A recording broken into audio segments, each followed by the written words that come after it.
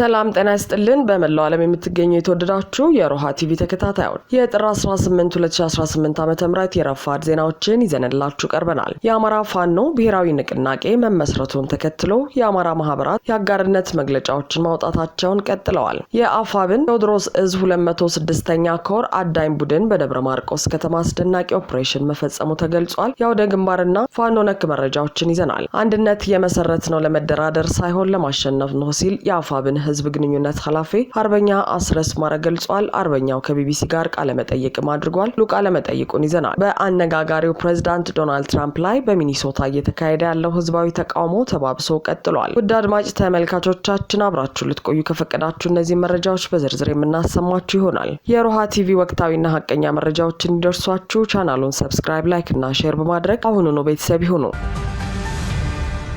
የአማራ ፋኖ ብሔራዊ ንቅናቄ መመስረቱን ተከትሎ የአማራ ማህበራት የአጋርነት መግለጫዎችን ማውጣታቸውን ቀጥለዋል። በሰሜን አሜሪካ የአማራ ማህበራት ህብረት የሆነው ፋና በአማራ ፋኖ ብሔራዊ ንቅናቄ መመስረት የተሰማውን ደስታ በአባል ማህበራቱ ስም ገልጿል። በአማራ ህዝብ የህልውና ትግል ሂደት ውስጥ የአፋብን ምስረታ እጅግ ታሪካዊ ብሎም ወቅቱን የዋጀ እንደሆነ እንደሚያምን ፋና ገልጿል። በመሆኑም ለዚህ ትልቅ ተቋም ምስረታ አስተዋጽኦ ያደረጉትን አካላት አመስግነው የአማራ ህዝብ የህልውና ታጋዮች ወደ አንድነት መምጣት ለአማራ ህዝብ ትልቅ የልብ እፎይታ የሚሰጥ መሆኑን አሳውቀዋል። አንድነቱ የአማራ ፋኖን በተስፋ ለሚጠብቁ ኢትዮጵያውያን በሙሉ እጅግ አስደሳች ዜና ነው ያለው የማህበራት ህብረቱ ከትግሉ ደጋፊ አደረጃጀቶች በቀዳሚነት ምስረታው በታወጀበት ዕለት የፋና ዋና ሰብሳቢ በሆኑት በአቶ ላከማርያም ምስክር በሚዲያ እንደተገለጸው ፋና የአማራ ህዝብ ህልውና የሚጋረጥበትን መንገድ ሁሉ ከሌሎች የሲቪል ተቋማት ጋር በመሆን የዘር መጥፋት እየደረሰበት ለሚገኘው የአማራ ህዝብ ድምጽ በመሆን እንዲሁም የሰብአዊ ድጋፍ በሚያስፈልግበት ሁሉ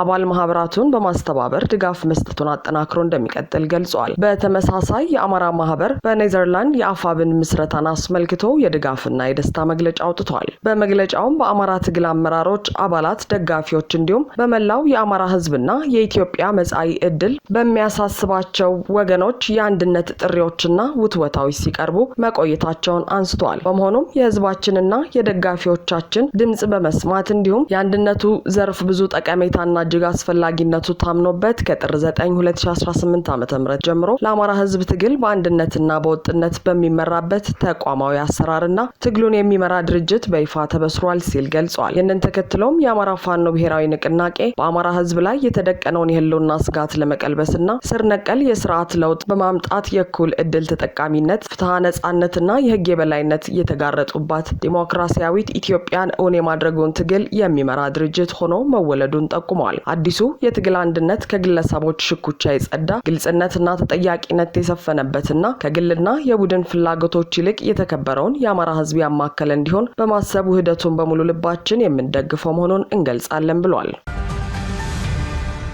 የአፋብን ቴዎድሮስ እዝ 206ኛ ኮር አዳኝ ቡድን በደብረ ማርቆስ ከተማ አስደናቂ ኦፕሬሽን መፈጸሙ ተገለጸ። አፋብን ቴዎድሮስ እዝ 206ኛ ኮር በደብረ ማርቆስ ከተማ ከሌሊቱ 7:10 በአንድ ኤፍኤስአር መኪና ተጭነው ከስላሴ ካምፕ ወደ ጁቤ ሊንቀሳቀሱ የነበሩ ያገዛዙ ሰራዊት ላይ በልዩ ኦፕሬሽን የቦምብ ጥቃት ፈጽመዋል። በዚህም አንድ የጦር አዛዥን ጨምሮ 14 ያገዛዙ ኃይል አባላት ሲገደሉ ሌሎች 9 ከባድና 6 ቀላል ቁስለኞች ሆነው በወታደራዊ ካምፕ ውስጥ ሕክምና እየተሰጣቸው ይገኛሉ። የቀጠናው ልዩ ክስተት የሆነው 206ኛ ኮር በደብረ ማርቆስ ከተማ በተደጋጋሚ በሌሊት በቀንና በምሽት በብልጽግና ጦር ላይ ያነጣጠረ የተሳካ የቦምብ ጥቃት በመፈጸም ድል እያስመዘገበ ቀጥሏል። በተመሳሳይ ሰዓት የአብማ ክፍለ ከተማ ሚኒሻ ጽህፈት ቤት ኃላፊ የሆነው አለኸኝ አስማረ መኖሪያ ቤት በተደረገ የቦምብ ጥቃት አለኸኝ አስማረ ከባድ ቁስለኛ መሆኑ ተረጋግጧል። በሌላ በኩል በሰሜን ጎጃም ዞን ሜጫ ወረዳ የፋኖ ቤተሰብ ናችሁ በሚል አንድ ቤተሰብ ሙሉ በኦህዴድ ብልጽግና ጦር ተረሽነዋል። የአማራ ፋኖ ብሔራዊ ንቅናቄ ቴዎድሮስ እዝ 102ኛ ኮር 11ኛ ክፍለ ጦር ቀጠና ደቡብ ሜጫ ወረዳ አዲስ ዓለም ቀበሌ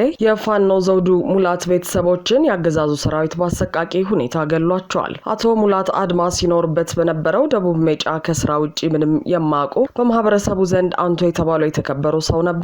ነገር ግን ያገዛዙ ኃይል ደቡብ ሜጫ ወረዳ መሐለገነት ከተማ ከገባ ጀምሮ ልጃችሁ ፋኖ ነው በሚል ሰበብ ሀብት ንብረታቸውን ዘርፎ አፈናቅሎ ቤታቸውን የሚሊሻ መኖሪያ አድርጎት አገልግሎት ቆይቷል። አቶ ሙላት አድማሱ ይኖርበት ከነበረው መሐለገነት ከተማ ተፈናቅለው ተወልደው ወዳደጉበት አዲስ ዓለም ቀበሌ ተሰደው ይኖሩ ነበር። ይህ ሰራዊት ግን ተጎሳቁለው ኑሯቸውን እየገፉ ባሉበት ቦታ ድረስ ሄዶ ጥር 16 2018 ዓ.ም ከ16 ዓመት ልጃቸውና ከእህታቸው ልጅ ጋር በአሰቃቂ ሁኔታ በግፍ ገድሏቸዋል። ለዚህ ጥቃት ሰለባ የሆኑት የፋኖ ዘውዱ ወላጅ አባት አቶ ሙላት አድማስና ታናሽ ወንድሙ ይሄነው ሙላት እንዲሁም የአቶ ሙላት የእህት ልጅ ውዱ መልኬ የተባሉ የ54 እና 16 እንዲሁም 22 ዓመት ዕድሜ ክልል ያላቸው ናቸው። ይህ በእንዲህ እንዳለ አብይ አህመድ ለቴክኖሎጂ ትኩረት የሰጠ ነው፣ የኢትዮጵያን ሕይወት ውድ ስለሆነ የምንገብረውን የሰው ኃይል ለመቀነስ ነው አይነት ነገር ሲናገር ሰማሁት ሲል የአፋብን ህዝብ ግንኙነት አርበኛ አስረስ ማረ ጽፏል። አርበኛው አክለውም በየጊዜው ዲሽቃና ክላሽ ብቻ ታጥቀን አነስ ባለች ኦፕሬሽን በመቶዎች የሚቆጠር ምርኮኛ ዘግነን እንደምንወስድ ማስታወስ ሳያስፈልግ አይቀርም ብሏል። በነገራችን ላይ አብይ ስልጣን ላይ ከመጣ ጊዜ ጀምሮ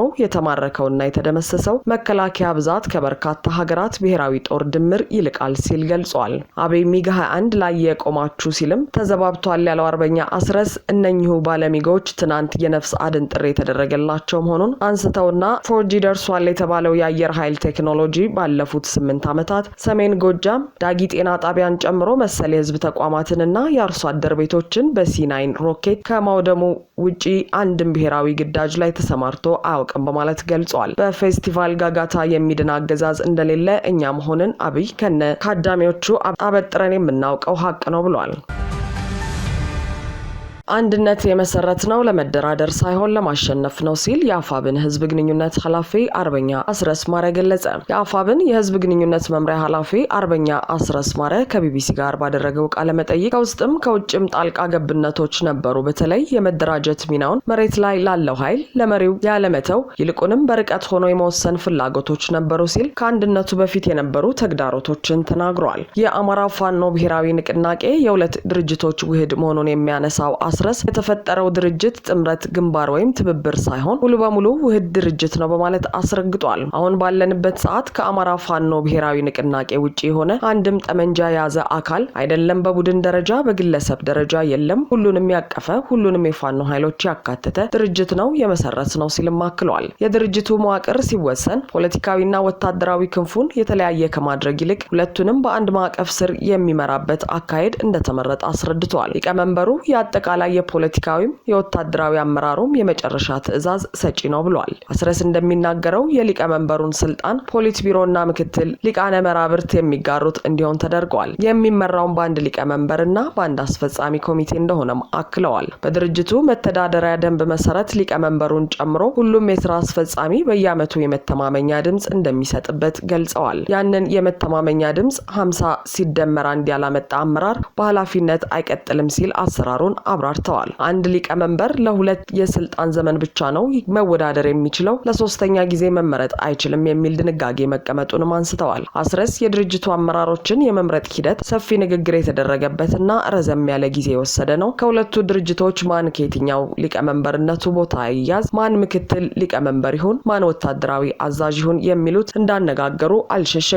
ዋና ዋና የሚባሉትን የአመራር ቦታዎች የተወሰኑት የተለያዩ መንገዶችን በመጠቀም እንደሆነ አንስተዋል።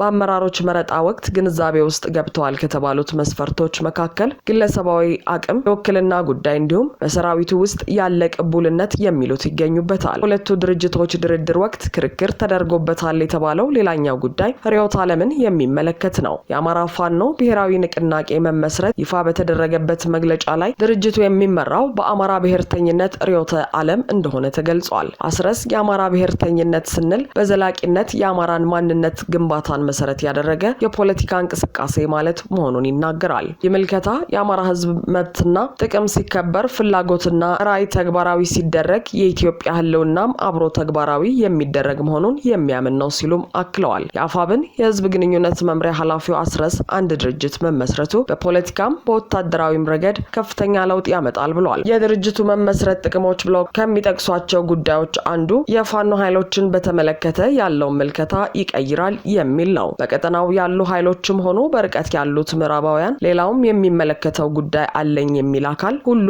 ይህንን ትግል የሚያይበት መነጽር በፍጹም ይቀየራል ብለዋል። ዓለም አቀፉ ማህበረሰብ መንግስት የመሆን እድል ያለን መሆኑን ትግሉን በመናሸንፍ ጊዜ ለሀገር የሚታመን ኃላፊነት የሚወስድ አመራር ቡድን ያለው መሆኑን በሚገባ የሚያመላክት ነው ሲሉም አክለዋል። በታጣቂዎች ዘንድም አዲስ መነሳሳት ይፈጥራል፣ እንዲሁም ህዝቡ በትግሉ ላይ ያለውን እምነትም ይጨምራል ሲልም ተናግሯል። የአማራ ፋኖ ብሔራዊ ንቅናቄ ድርድርን በተመለከተ ምን አይነት አቋም እንዳለው የተጠየቀው አስረስ አንድ ድርጅት የፈጠርነው ለድርድር ብለን አይደለም ለማሸነፍ ነው የሚል ምላሽ ሰጥቷል። የድርድርን ጉዳይ በተመለከተ ወደፊት አጠቃላይ ተለዋዋጭ ሁኔታዎችን አይቶ ድርጅቱ የበላይ አመራር ውሳኔ የሚያሳልፍበት ጉዳይ ነው የሚሆነው። አሁን ባለንበት ሁኔታ ገና ስራዎችን እየሰራን ነው የምንገኘው ብለዋል።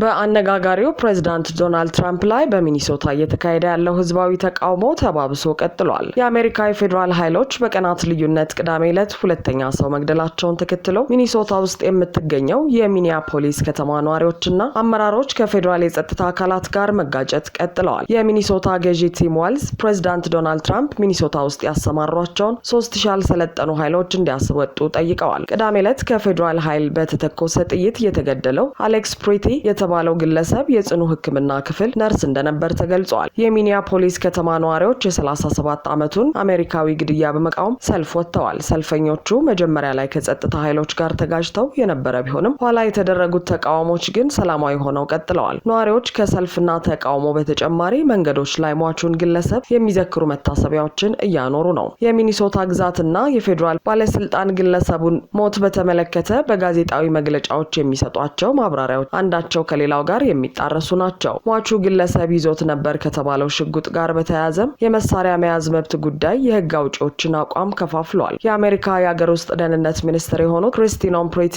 ግለሰቡ የተተኮሰበት ሽጉጥ እያወዛወዘ ስለነበረ ነው ሲሉ ከሰዋል። ሽጉጡ በህጋዊ መንገድ የተመዘገበ እንደሆነ የሚናገሩት የሚኒሶታ ግዛት ባለስልጣናት ግን ሟቹ መሳሪያውን እያወዛወዘ እንዳልነበርና የፌዴራል ኃይሎች የተኮሱበት ሽጉጡን ከወሰዱ በኋላ መሆኑን ገልጸዋል። በድርጊቱ ውስጥ የተሳተፉት የፌዴራል ኃይሎች አሁንም በስራ ላይ ቢሆኑም ለደህንነታቸው ሲባል ከሚኒያፖሊስ እንዲወጡ መደረጉን የድንበር ጥበቃ አዛዥ የሆኑት ግሬግ ቦቪኖ ተናግረዋል። የግለሰቡን ሞት በሚያሳዩት ቪዲዮዎች ላይ የታየውን ሁኔታ በሚመለከት ግን ቀጥተኛ አስተያየት ከመስጠት ተቆጥበዋል። የሚኒሶታ ገዢ ቲም ዋልዝ በበኩላቸው የአሜሪካው ፕሬዝዳንት ዶናልድ ትራምፕ ያሰማሯቸውን 3000 ያልሰለጠኑ ኃይሎች ከግዛቱ እንዲያስወጡ በድጋሚ ጥሪ አቅርበዋል። እኛ በሰላም እናምናለን። የፌዴራል ኃይሎች ሌላ ሰው ከመግደላቸው በፊት ዶናልድ ትራምፕ እነዚህን 3000 ያልሰለጠኑ ኃይሎች ማስወጣት እንዳለባቸው እናምናለን ብለዋል።